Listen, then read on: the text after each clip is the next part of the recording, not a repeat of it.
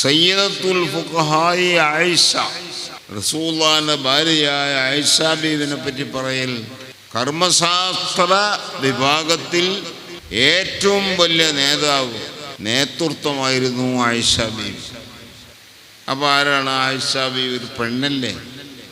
ആ കാലത്ത് പഠിച്ച വലിയ മഹതിമാരായ പെണ്ണുങ്ങൾ ഉണ്ടായിരുന്നില്ല. ഇടക്കാലത്ത് കുറച്ചു കാലം അങ്ങനെ പോയെങ്കിലും പിന്നെ ആളുകളൊക്കെ ഭൗതികമായുള്ള ഒരു ശൈലിക്ക് വന്നപ്പോൾ പെൺകുട്ടികൾക്ക് ഭൗതികമായുള്ള പഠനം എന്ന വിഷയത്തിൽ എല്ലാവർക്കും ഒരു ഇത് വന്നു. അപ്പം അതിൻ്റെ കൂടെ ആ ഭൗതികത്തോടൊപ്പം ദീനിയായ പഠനം കൂടി ഉണ്ടെങ്കിലേ അവർക്കൊരു അച്ചടക്കം വരുള്ളൂ.